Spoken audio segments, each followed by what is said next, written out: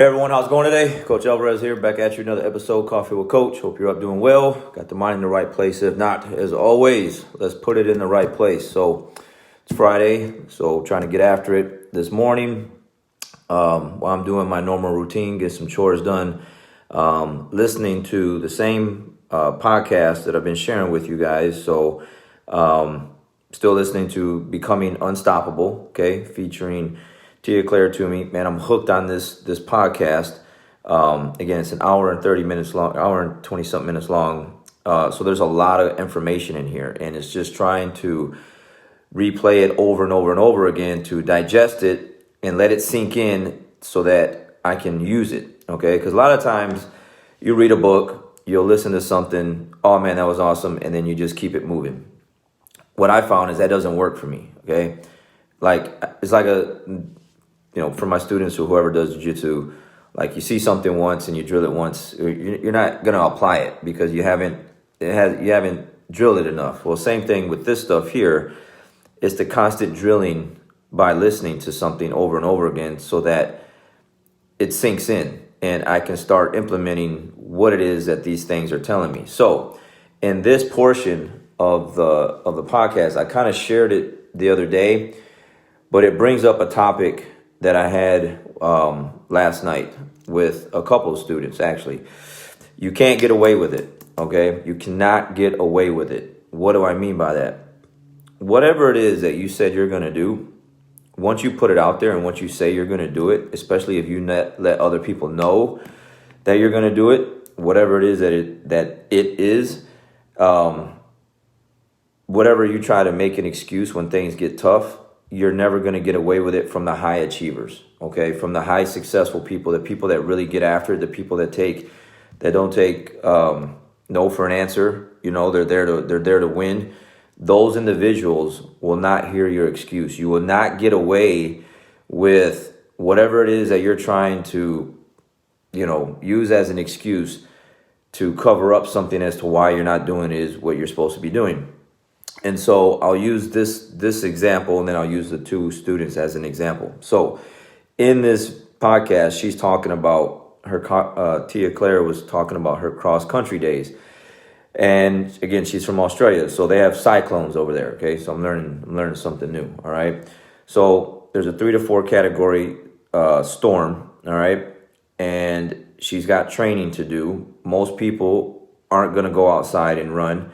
Her dad makes her run. Her dad's driving in the car behind her, okay, to make sure she's all right. But she's making sure that she gets that run in because he said, rain, sleet, shine, whatever, you got to get the training in. It has to be done. No excuses.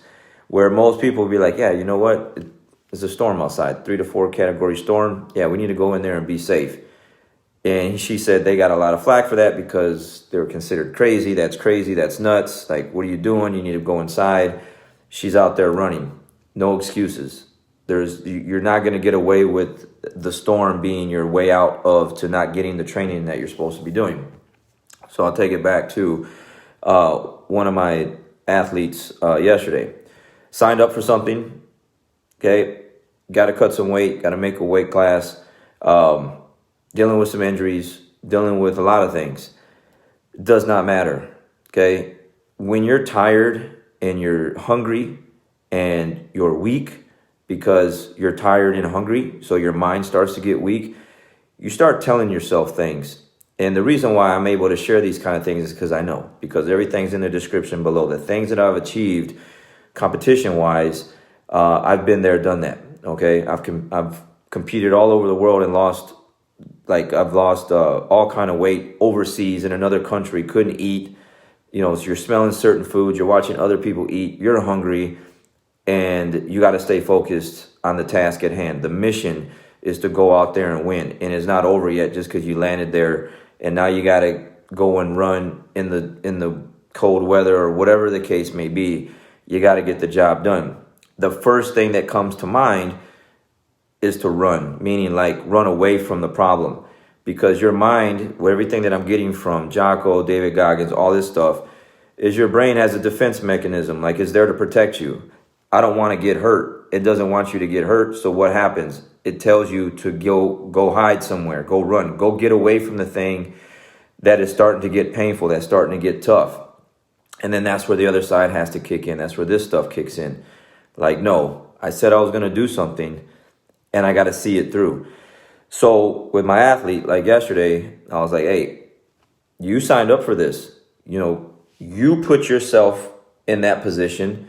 And now that you have to stay after class and run, or now that you got to do these extra things to get yourself ready, okay? And now you're hungry, you're starving.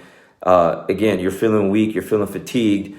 You're just feeling like you just don't, like you're losing sight of what it is you said you wanted to do. So the normal people, the average mediocre people will be like, oh yeah, man, like, yeah, you need to take it easy. That's tough. Like, go lay down, go rest. Like, yeah, take a day off.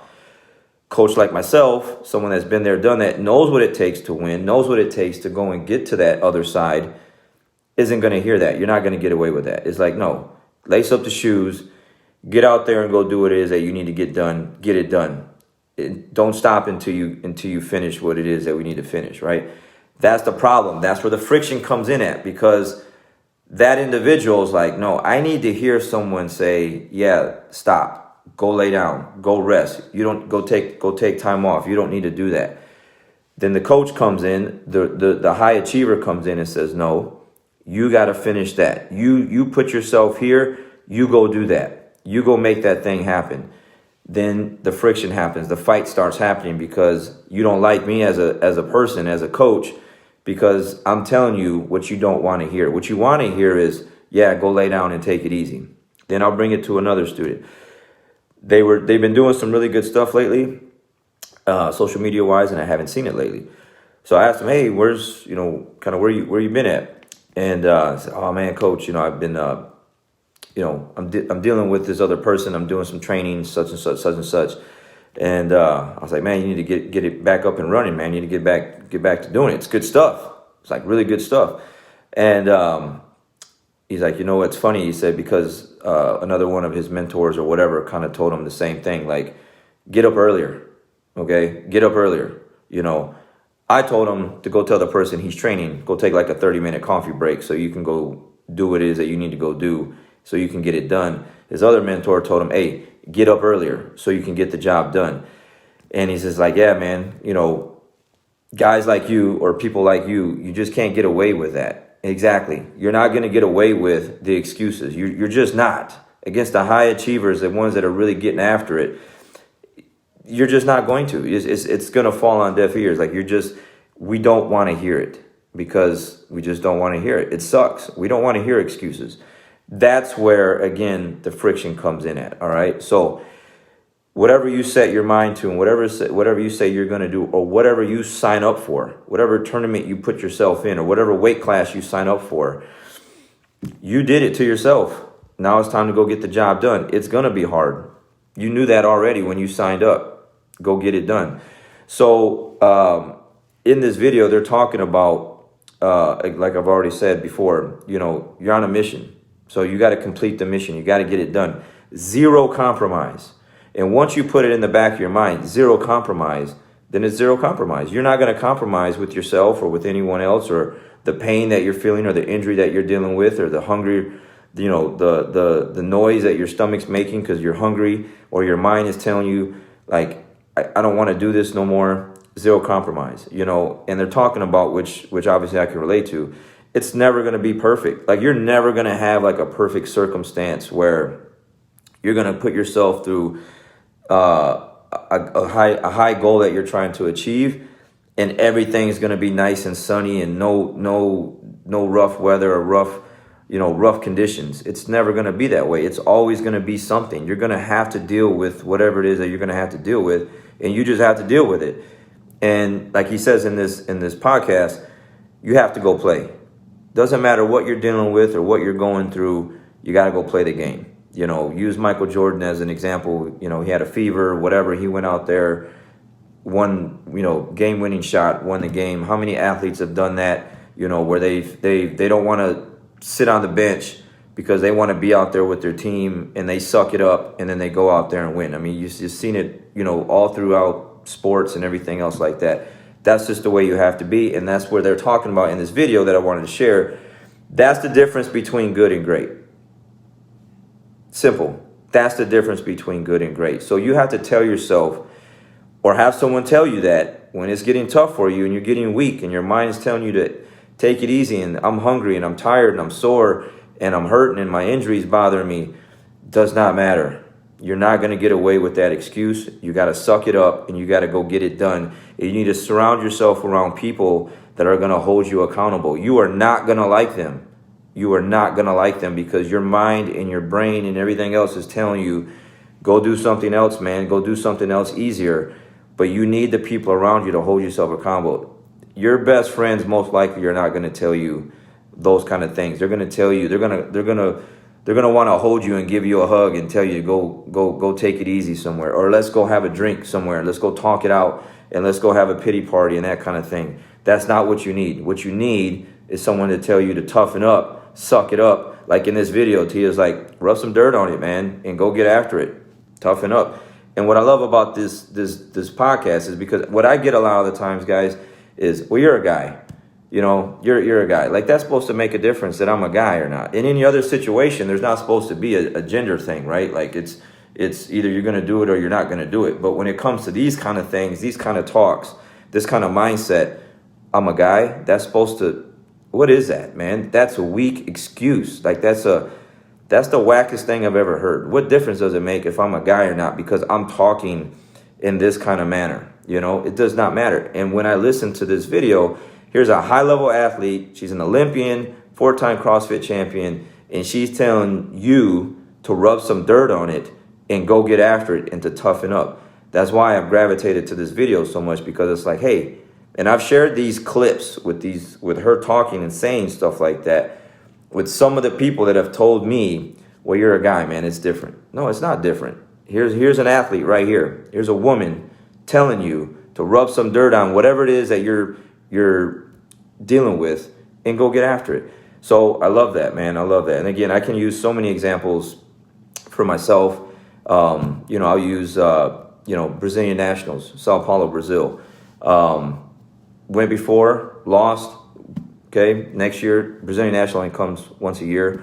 And I had to go back the next year and, you know, I'm cutting weight. I'm losing about 10 pounds. You know, you're running, you're working out, you're training on an empty stomach, you're training on soreness, you're training on injuries, you're training on whatever. Now you got to get on a plane and you can't eat for what, 9, 10, 11 hours on that flight.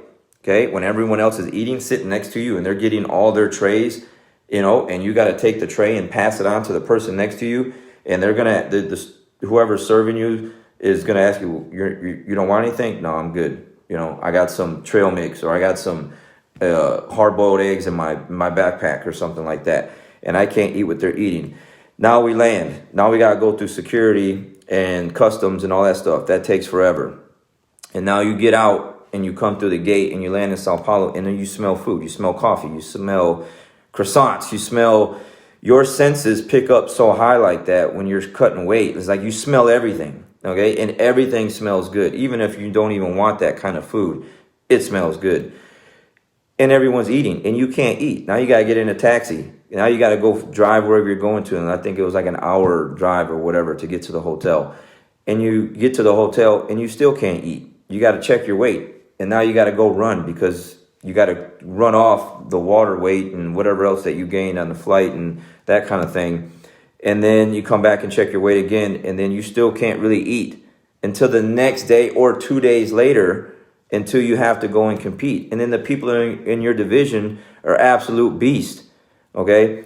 And you're getting ready to go out there and compete weak like that. But I've been there and I've done that before in multiple different countries, in different situations, that I keep telling myself, it's what I signed up for. I put myself in this position.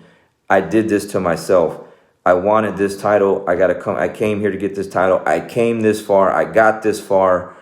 I can't stop now. These are the things that you start to tell yourself, because you've learned through that process, like, you're not going to get away with the excuse. Okay. What happens? I go out there, win 3 fights, beat one of the best guys in the world, Felipe Costa, which I have, great admiration for. He's one of the best guys and still is one of the best guys. It was just my day that day. But I did that, going through all that stuff, through all those emotions, being hungry, everything else. I did that to myself, and I was able to talk myself through it instead of talking myself out of it, and I'll share one more with you before I leave. I'm in Rio this time, okay? I have 4 fights in the Masters division, okay? I signed up at that time. I don't know if they still do it, but you could do Masters and Adult, so you can do both divisions. And here in the United States, you can't do that. You're either doing one or the other. You're not fighting in both divisions. So I did the Master division. I had 4 fights. After cutting weight, doing the same process, cut about 10 pounds or so. Lost in the finals, okay? It's all good. Lost in the finals. Then when I lose, I go get the medal.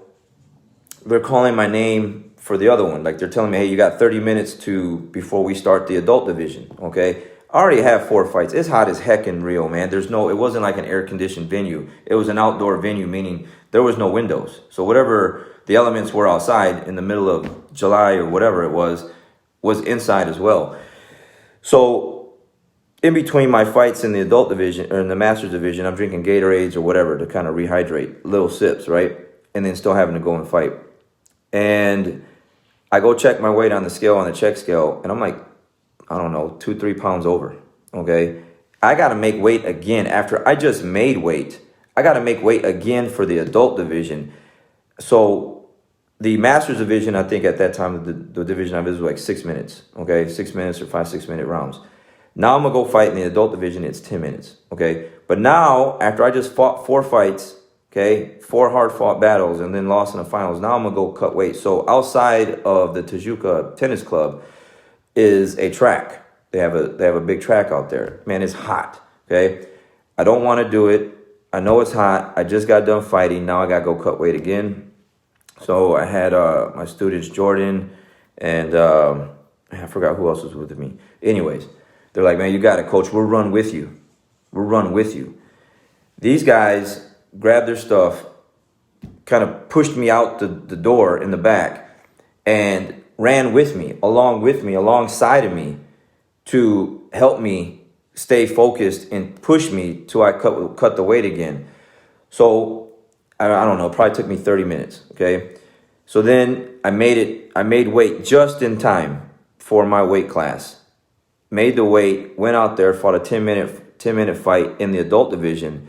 I lost by 2 advantages, okay, to some Brazilian in the adult division, all right? I'm like, mid to late 30s or whatever at that point.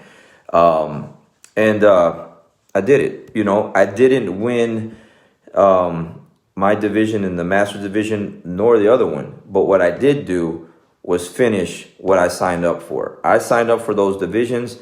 I made weight. I cut 10 pounds for the Masters division, and then I had to go outside and run around the track in the heat, spitting just trying to spit like wrestlers back in the day. We would just spit, just try to get whatever water we could out of us to go make the weight, and then have to go fight a 10-minute match, and fought the whole 10 minutes, came up short, 2 advantages. But I felt good to myself, even though I didn't win. I finished the job. I got the job done. I signed up for that weight class and get it done. So you can't get away with it.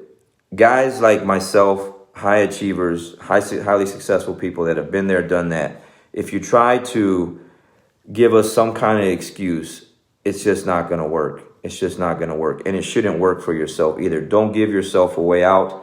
Give yourself a way in. All right, I'll leave it there. Got to walk my dog, get a 3-mile run in, and then it's time for jiu-jitsu. All right, guys, have a great day. Have a great Friday and a great weekend. We'll see you next time.